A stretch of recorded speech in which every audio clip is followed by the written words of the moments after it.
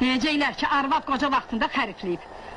Oğlunu bütün dünya tanıyır, hər il Moskvaya gedir, direktor başına ançır. Amma anası xaladenik və televizoru seçə bilmir. Nə olsun, deyirsiniz ki, mən səhv salmış. Hə, güya cəmaatı tanımırsan. Mən hamıya cavab verə bilmərəm ki. Ağız, saçım kökünə çəkək kökünə. Yaxşı, yaxşı. Hə, ona deyəcək bu ona. Qoy yerə, qoy yerə, qoy yerə, qoy yerə. Tez o yallığını bura getir. 1000 dəfə sənə demişəm ki, başın çıxmayan yerə burnunu soxma. Yaxşı, bura bax. Gəlsənə mənə balkona çıxın deyim, ay cəmaat. Xərifləyən mən deyiləm, gəlinimdir, gəlinim. Nə olub, düşmüşsünüz mənim üstümə? Sən üstüme düşmüşük.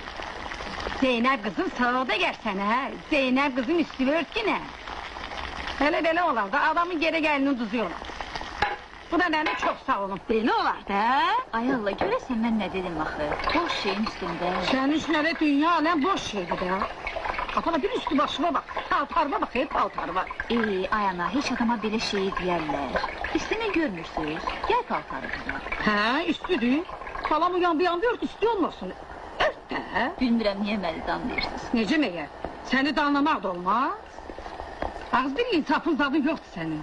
Gör bir kimin evindəsən, kimə ərə gedinsən, kimdir ərin? Abalam, hər şeyin çatır. O xarabə biz ona da ilişib qalmışdın ki. Neyin çatmır? Şükür Allaha, xanım kimisən. Ye, iş, doktora, nöş danmışsan. Bunu mən demirəm, cəmaat deyir. Deyir balam, hamı gəlin getirdik. Şəhlə xanımın da gəlinə bax.